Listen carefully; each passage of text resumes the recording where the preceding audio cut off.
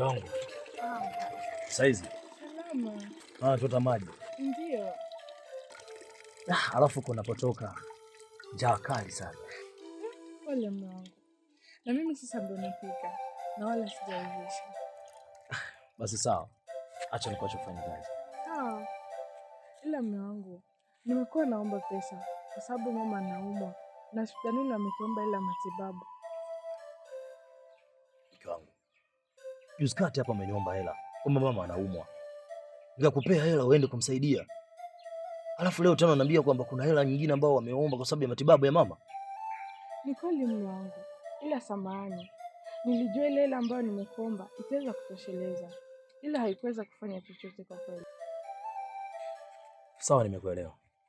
Lakini kumbuka muda mwingine unatakiwa makini sana katika matumizi ya hela. Unajua siku hizi hali ni ngumu sana. Kile kidogo tunachokipata lazima tuzingatie kwa matumizi mazuri. Sawa. Kwa hiyo utaniambia ni kiasi gani ambacho kinachohitajika kule kwa sababu ya matibabu ya mama. Sawa mume wangu, nimekuelewa. Na siku nyingine nitakuwa mwangalifu kwa kutumia pesa. Na pesa ambayo inahitajika kwa sasa ni 1,500,000 tu. Sawa. Usijali. Utachukua 150,000 kwa ile hela ambayo nimekuwekesha. Na pia uongeze 10,000 kwa sababu ya kutumia. Basi haina shida kuhusu hilo. Ili mradi mama apone. Sawa. Basi niko ndani. Asante mno.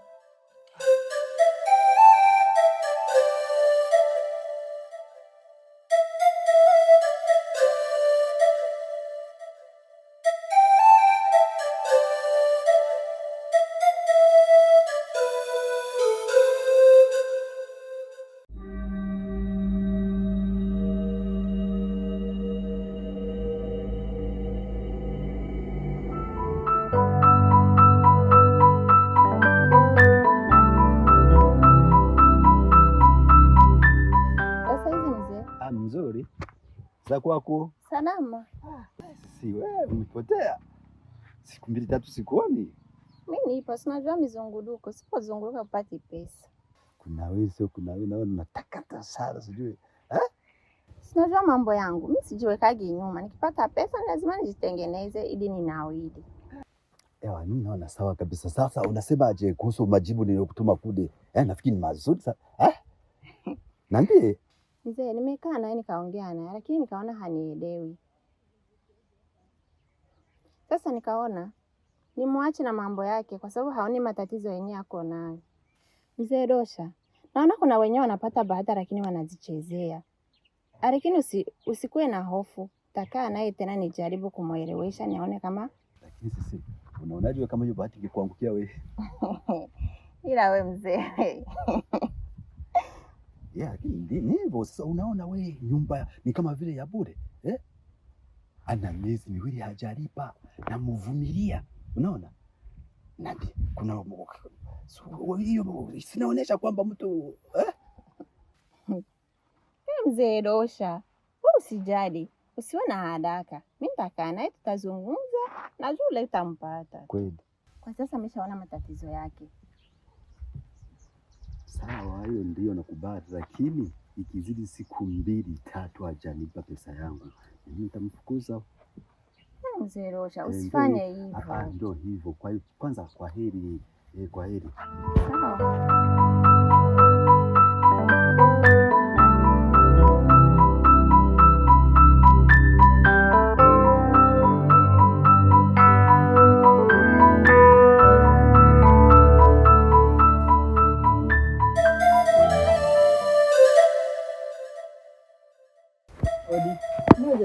Karibu. Asante, habari yako? Nzuri.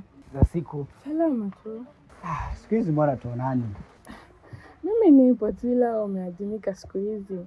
Unajua tena mwanaume inabidi nitafute nitoke muda mwingine kujichanganya. Ama ndo utaki joli kupiga kwa sababu ya maandalizi ya harusi. Hata hilo pia linachangia, unajua tena. Lakini shimo wangu, siku hizi kweli umenichoka. Hata salamu basi ya bure. Ndugu yangu anifikishie salamu zako za shemeji hizi. Kweli. Ila kaka yako ndo anapenda kusahau. Mbona mimi salamu zangu namtuma kila siku? Labda yuko hivyo. Hapo kwenye kusahau. Hata kabla mimi sijasahau nataka kujua. Yupo? Hayupo, ametoka amekwenda shambani, ila unaweza ukamsubiria kwa sababu ndo muda wake wa kurudi nyumbani. Hapo sasa kwenye kumsubiri ndio kuna issue. Kwani msubiri ugali upo? Ugali mbona upo, ni wewe tu. Alafu shemu, mimi kuna kitu nataka nikuulize. Mara ya mwisho nilikuona kwa sehemu moja ulikuwa umesimama na kijana mmoja hivi ndio ikasuka. Shamu, mbona yule ni kakaangu, na pale nilipokuona alikuwa anakuja kuchukua la matibabu kwa sababu mama anaumwa. Hata kama yuko hivyo ndio mkutania kwenye kitoto kama kile kweli? Si unajua mambo ya vijana, alifia shemeji yake ndio maana kuweza kufika kwa nyumbani. Basi wakati mwingine mwambie tu afike, maana hapa ni nyumbani, sote familia mbona. Sawa, basi ndugu wangu akija mwambie nikute mjengoni wala hata kijiweni. Haya, haina shida. Asante shemu. Karibu tena.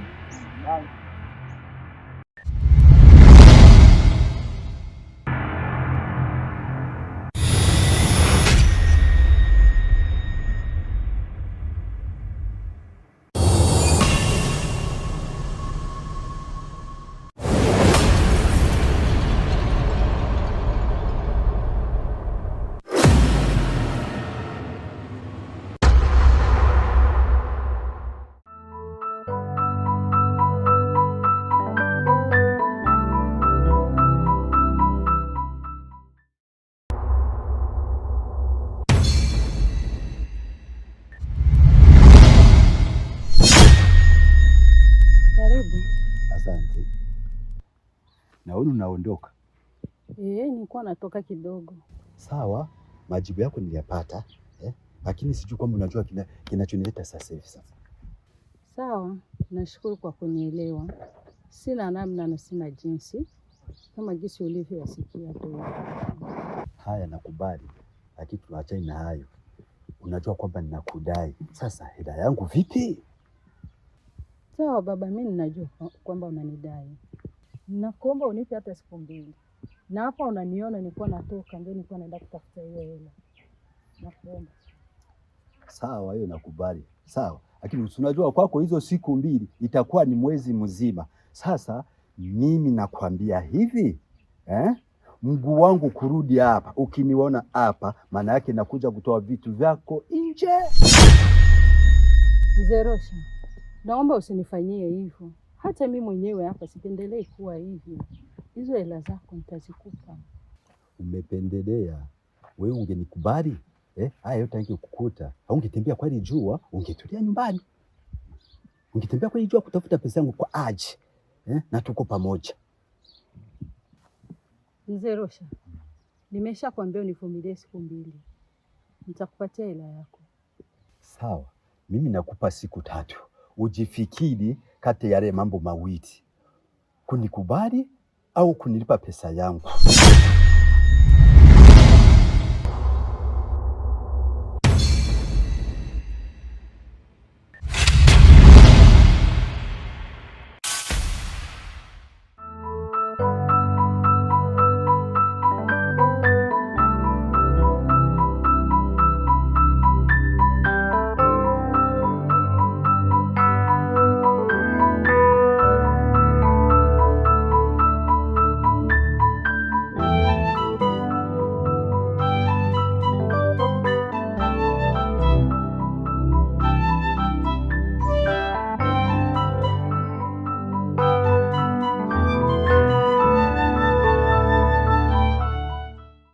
Mona Lisa, ujio wako umenishtua sana siku ya leo. Kwa maana sikuwa na uhakika kama unaweza kaja siku ya leo. Nilijua tu utakuwa na uhakika kwa sababu wewe kuja kunitembelea kwetu ni shida kabisa. Mona Lisa, si unajua kwamba mimi ni mke wa mtu. Kutoka kwenyewe mpaka ningoje kuomba ruksa. Tuachane na hayo. Haya, mambo mengine yanaendeleaje? Mambo mengine mabaya tu. Kwa sababu hapa nilipo sasa hivi mwezi umeisha bila sijaona hizi. Unajua unanishangaza sana. Hayo mambo tunatakiwa tuwaze sisi mabinti. Sasa wewe mwanamke uliolewa unawazaje? Lazima niwe na mashaka Mona Lisa. Kwa sababu wewe mwenyewe unajua. Mtoni. Toni? Wewe Suzi. Usiniambie kwamba hujaona hizi kwa sababu ya Toni. Kweli Mona Lisa. Siku niliyokwenda kumtizama Toni, huwezi amini kilichotokea. Ni Mungu tu ndio kinachonifanya mimi mpaka sasa niwe na mashaka makubwa kweli. Sasa ile ngoma inayovuma inapasuka kabisa. Unafikiri mume wako akija kujua hii itakuwaje? Huoni kama unaenda kupoteza ndoa yako kabisa? Hiyo ngoma sio kupasuka tu, nahisi kuchanganyikiwa. Mama, sijui nini nifanye mpaka sasa. Lakini Suzy, yote hayo umeyataka wewe, kwa sababu kila siku nilikuwa nikikwambia kuhusu huyo Toni haukuwa nasikia. Imagine sasa ukija kupoteza hii ndoa, unahisi itakuwaje kwako na kwa familia yako? Huoni kabisa unaenda kutia wazazi wako aibu? Hapo ndo nazidi kuchanganyikiwa, kwa sababu Toni nampenda na nipo tayari kupokea lolote litakalokuja. Yaani unaongea kama umelala, unahitaji kuamshwa. Sikia nikwambie Suzy, hayo mambo yako pambana nayo wewe mwenyewe, kwa sababu mume wako akija kijua atafikiri kuwa mimi ndiye nilikuwa nakushauri fanye hivyo, na wewe mwenyewe unajua jinsi mume wako anipendi. Sasa kwa hiyo kabisa naona haya yashakuwa moto. Kwa heri ndugu yangu. Lisa, sasa unaendaje? Lisa!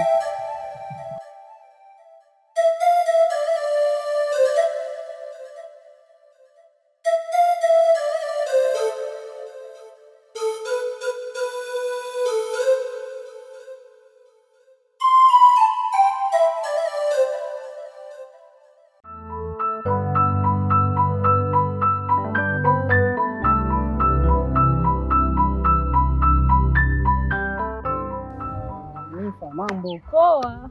Kwa nini nipo kuja shuleni na wakati unajua leo tuna mtihani? Basi nawezaje kuja wakati wewe mwenyewe unajua sijalipa ada ya shule? Mamangu akubahatika. Pole sana shogangu. Asante. Basi kwa herini. Haya, sawa, bye. Inaonekana Nifa kwa anapitia kipindi kigumu.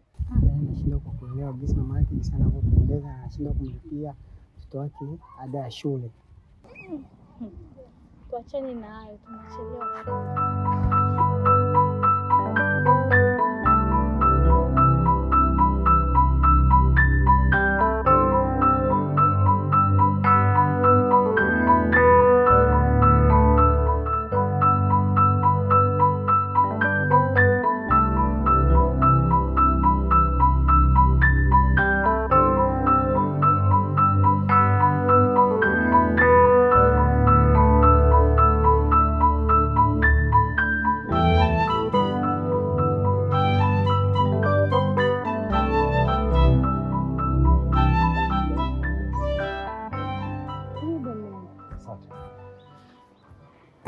Sasa hizi salama. Mlo mwema. Asante. Nimechoka. Pole na kazi mwanangu. Asante sana. Halafu niambie, mama anaendeleaje? Mama anaendelea vizuri. Alafu daktari ametuambia siku za usoni anaweza katoka hospitalini. Vizuri sana. Unajua nilikuwa kabisa sipo sawa akilini pale uliponiambia tu kwamba mama anaumwa. Nikasema nguvu na jitihada lazima niziwekeze ili kupata pesa tumsaidie mama. Ndio mume wangu, na ndio maana najivunia wewe. Kwa hiyo namuomba Mungu akubariki katika hatua zako unazozipiga na katika unachokitafuta kiwe kinafanikiwa kila mara. Kwa hiyo na Mungu atusaidie ndoa yetu idumu, tuzae watoto na wao wazaane. Kweli kabisa mke wangu. Unajua kabla sijakuoa nilimwomba sana Mungu anipe mke mwema. Na nilikuwa najiuliza mke mwema huyo nitampataje. Kumbe Mungu aliniandalia wewe mke wangu. Alafu unajua patokee tu mtu from nowhere akuje kwamba anakuja kuvuruga ndoa yangu. Atakula kwake. Amna yote anaweza kuja kutenganisha.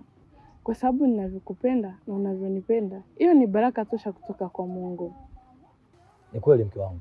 Unajua ndoa ikiwa na upendo, hakuna lolote lile libaya ambalo linaweza likaingia na kuisambaratisha. Kwa hiyo kitu kimoja, napenda heshima yako, napenda ulivyo, unavyonilea, hadi mama anafurahi. Basi itoshe kusema tu kwamba tuendelee kumwombea mama dua ili mama aweze kupata nafuu, apone haraka. Ndio mume wangu, kwa sababu bila maombi hatuwezi. Kweli mke wangu, naamini Mungu atatenda, wala usihofu. Ndio. Basi mimi niko ndani, ukimaliza hapo tuandalia chakula, sawa? Mume wangu, ingekuwa bora zaidi tungelichangia. Nasubiri bana. Haya.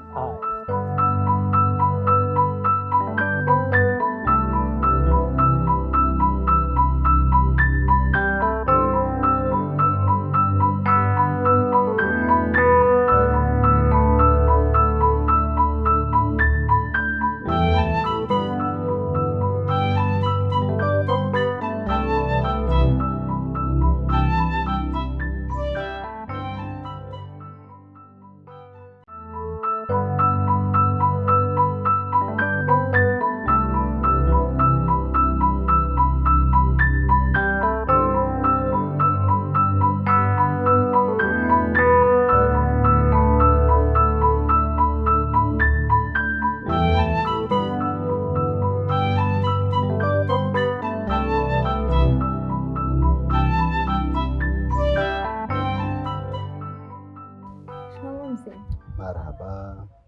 Pesa hizi Nzuri. Mama mzima? ndiyo mzima. Alafu nilikuwa nakutafuta ili tuzungumze. Najua unamdai mama, lakini nilikuwa nakuomba msaada wako.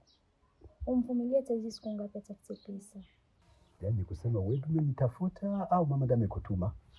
Hapana, mama wangu hajanituma chochote. Ni vile tu namuonea huruma jinsi anavyopambana bila mafanikio. Nataka nikuulize kitu kimoja. Na kuomba sana usinifiche. Baba yako yuko wapi? Kuna nini mwanangu? Mbona uko hivyo? Ni kuhusu swali ambalo linaloeleza. Historia ya babangu ni ndefu sana. Aliniacha ningali mdogo, akidai ati anaenda kutafuta maisha. Mpaka leo hii sijawahi kumuona tena. Pole mwanangu. Hata na mimi nilikuwa napendelea niwe katika familia yenu, lakini naona haiwezekani. Lakini hakuna shida. Nasema wewe tu ukiwa na matatizo, wewe unanitafuta. Nitakusaidia kama vile mtoto wangu. Chini kulisi kwa hivi. Umekula kweli? Acha tu nikusaidie kidogo, sitakusaidia kwa kununua hata kitumbua. Sawa? Asante sana. Basi acha basi mimi niondoke. Haya, wewe salamu msalimie mama. Sawa.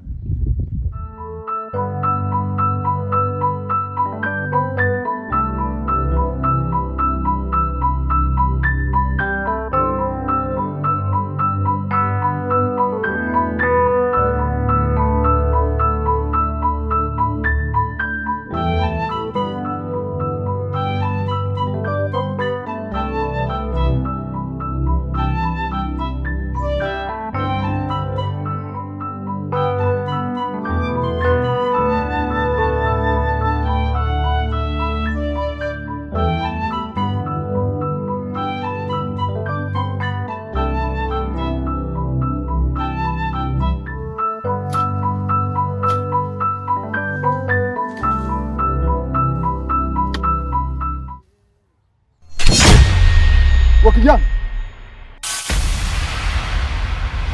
simama hapa.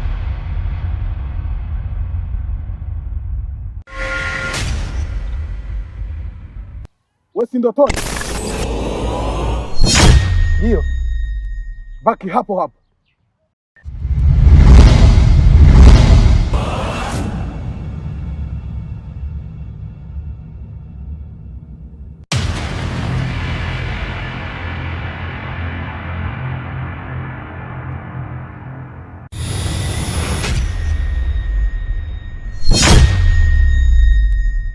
Kijana, unanijua?